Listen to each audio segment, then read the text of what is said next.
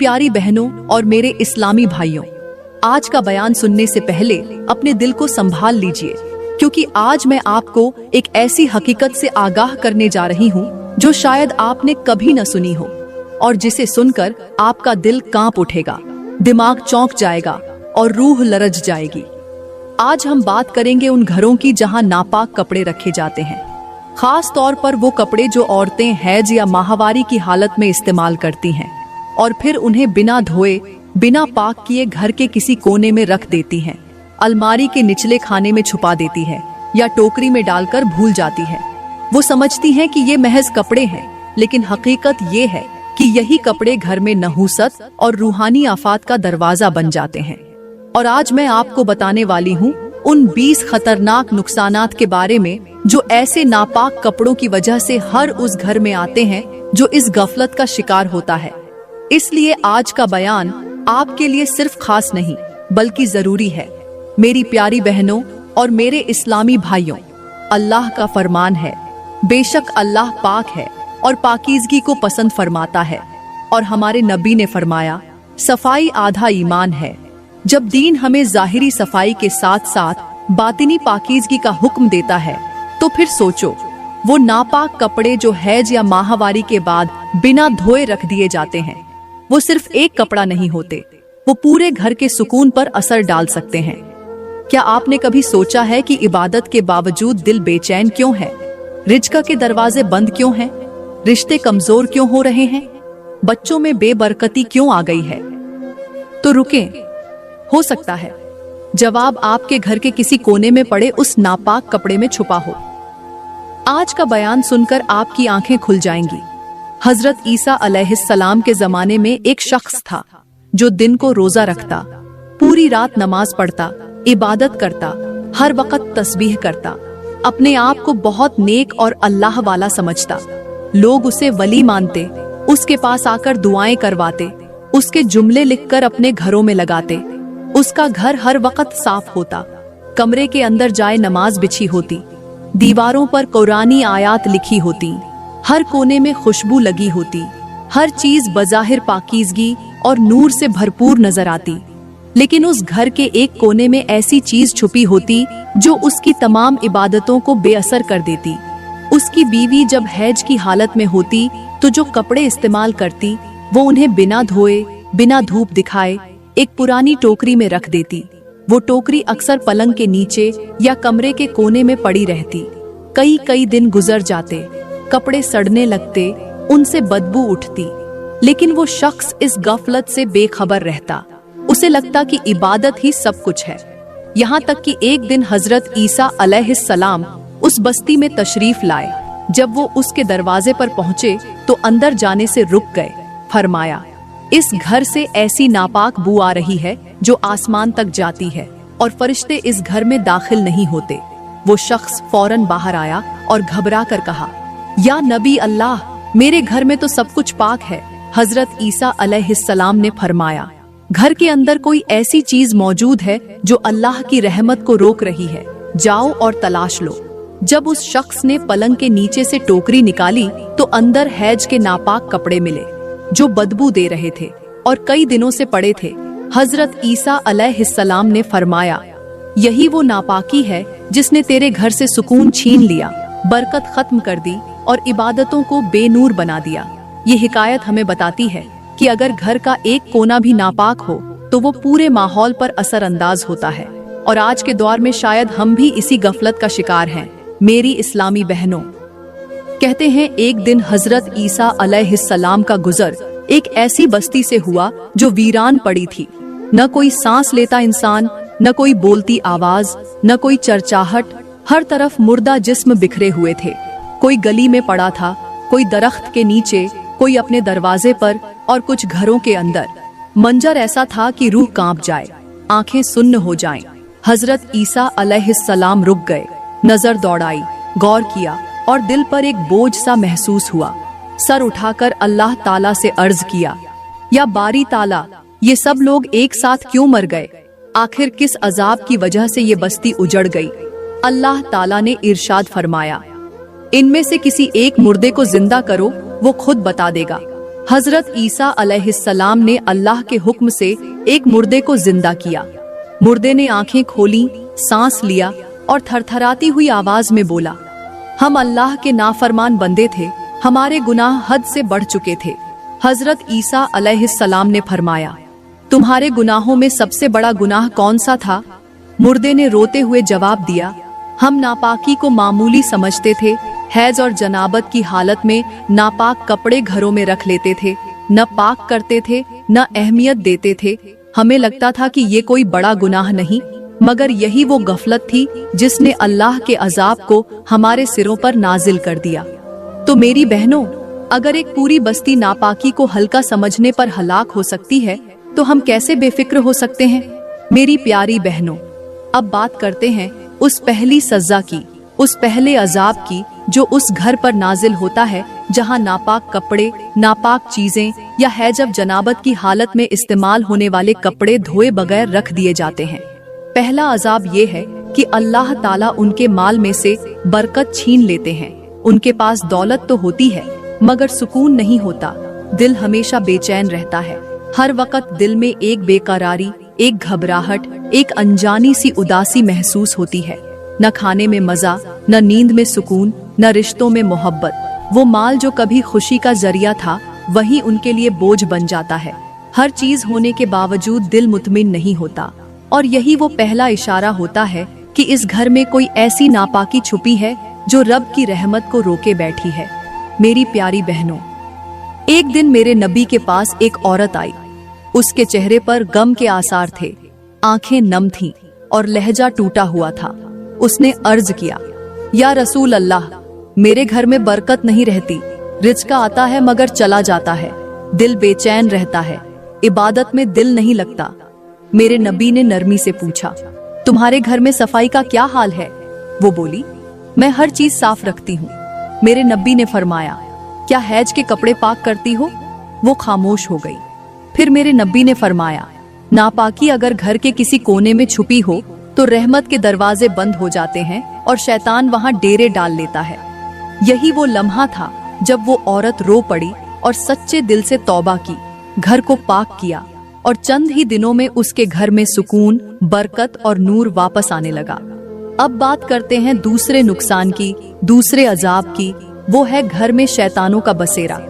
जब किसी घर में नापाक कपड़े, हैज या जनाबत की हालत में रखी हुई नापाक चीजें पड़ी रहती हैं और उन्हें पाक किए बगैर छोड़ दिया जाता है, तो वहां फरिश्ते नहीं आते, बल्कि शैतानों को खुला रास्ता मिल जाता है।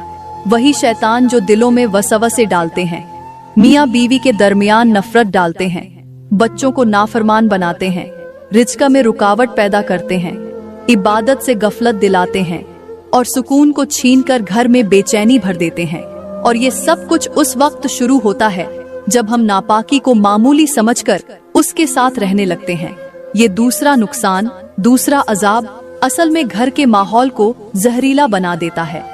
प्यारी बहनों, कहते हैं एक दिन हजरत मूसा अलैहिस्सलाम का गुजर एक बस्ती से हुआ। आपने देखा कि एक शैतान एक घर के दरवाजे पर नाच रहा है, खुशी से कहकहे लगा रहा है। हजरत मूसा अलैहिस्सलाम ने उसे रोका और गुस्से से पूछा, ए लईन, तू अल्लाह के बंदों के घरों के सामने नाचता है, किस खुशी में ये हरकत कर रहा है? शैतान मुस्कुराया और बोला, ए मूसा, ये वो घर है जिसमें बरसों से मैं दाखिल नहीं हो सका था। हर बार कुछ न कुछ पाकीज़गी मुझे रोक देती थी, मगर आज इस घर के अंदर एक ऐसी नापाक चीज मौजूद है जिसने फरिश्तों को वहां से दूर कर दिया है। अब मैं वहां दाखिल हो सकता हूँ। अब मैं वहां बेसुकूनी, नफरत, बीमारी और रिज़्क की बंदिश डाल सकता हूँ। इसलिए मैं खुश हूँ, क्योंकि वो एक नापाक चीज मेरे लिए दरवाजा खोल चुकी है। प्यारी बहनों, ये वाकया हमें खबरदार करता है कि नापाकी मामूली चीज नहीं, ये रहमत के दरवाजे बंद और शैतान के रास्ते खोल देती है। इसलिए होशियार रहो और अपने घरों को हर छुपी हुई नापाकी से पाक रखो। अब बात करते हैं तीसरे नुकसान की, तीसरे अजाब की। वो है औलाद की नाफरमानी और दिल की सख्ती। जब किसी घर में नापाक चीजें पड़ी रहती हैं और उन्हें अहमियत दिए बगैर नजरअंदाज कर दिया जाता है, तो उसका असर सबसे पहले बच्चों के अखलाका पर पड़ता है। वो बच्चे जो नरम दिल, मुअद्दब और इताअत गुजार होते हैं, रफ्ता रफ्ता बेअदब, गुस्से वाले और जिद्दी हो जाते हैं, वालिदैन की बात नहीं मानते, छोटी बात पर चिल्लाते हैं और दिल ऐसे सख्त हो जाते हैं कि नसीहत असर नहीं करती, न मोहब्बत नरम करती है। माँ बाप की आंखों में आंसू होते हैं मगर औलाद के दिल में रहम नहीं उतरता, और ये सब कुछ उस नापाकी का नतीजा होता है जिसे हम मामूली समझकर अपने घरों में जगह दे देते हैं, जबकि वो दिलों से नरमी, घरों से सुकून और बच्चों से इताअत छीन लेती है।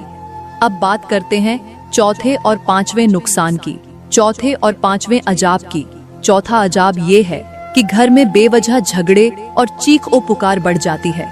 मियाँ बीवी के दरमियान मामूली बातें फसाद की सूरत इख्तियार कर लेती हैं। वालिदैन और औलाद में तल्खियां बढ़ने लगती हैं।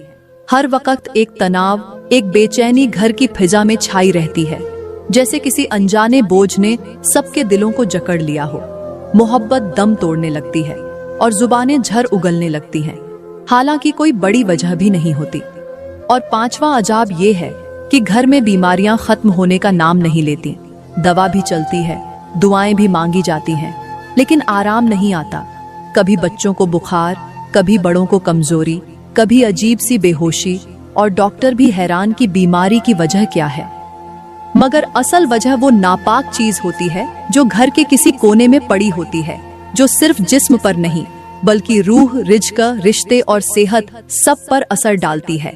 अब बात करते हैं पांचवें और छठे नुकसान की, पांचवें और छठे अजाब की। पांचवा अजाब ये है कि घर की दीवारों से रहमत उठा ली जाती है। वो घर जो कभी इबादत से जगमगाता था, जहां तिलावत की आवाज गूंजती थी, वहां अब सन्नाटा छा जाता है। दिल इबादत की तरफ माइल नहीं होते, नमाज भारी लगती है और जिक्र की महफिलें खत्म हो जाती हैं, क्योंकि नापाकी जब घर में जगह बनाती है तो सबसे पहले अल्लाह की रहमत को वहां से रुखसत कर देती है। और छठा अजाब ये है कि दुआएं कबूल होना बंद हो जाती हैं। बंदा रोकर मांगता है, सजदे में गिरकर इल्तिजा करता है, मगर उसके अल्फाज आसमान तक पहुंचने से पहले ही लौटा दिए जाते हैं, क्योंकि जिस घर में नापाकी हो वो दुआ के असर को रोक देता है और वो दरवाजे जो रहमत के लिए खुलने थे बंद हो जाते हैं, और इंसान बेखबर रहता है कि उसके अपने घर में छुपी गफलत उसकी फरियाद का रास्ता रोक चुकी है। अब बात करते हैं सातवें और आठवें नुकसान की, सातवें और आठवें अजाब की।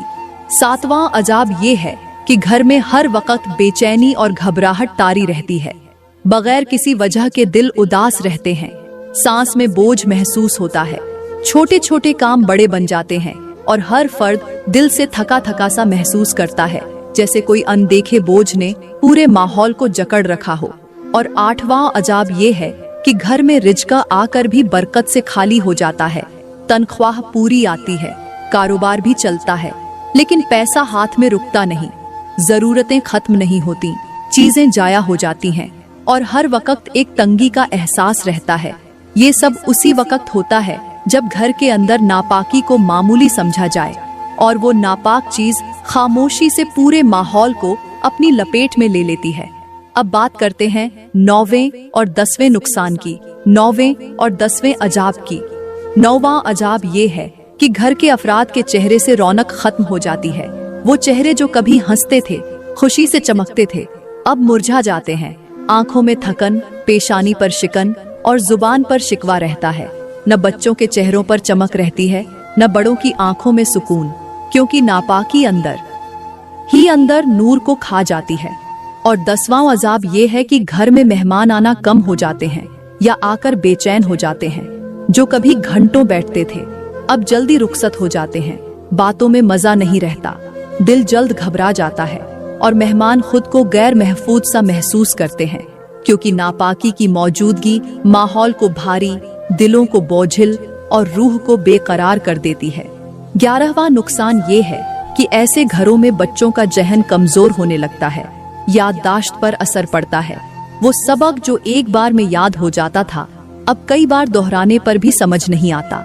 दिल पढ़ाई से उचाट हो जाता है, तवज्जो मुंतशिर रहती है और बच्चे बज़ाहिर सेहतमंद होने के बावजूद तालीमी तौर पर पीछे रहने लगते हैं, क्योंकि नापाकी सिर्फ रूहानियत पर नहीं, जहनी सुकून और फम पर भी असर डालती है।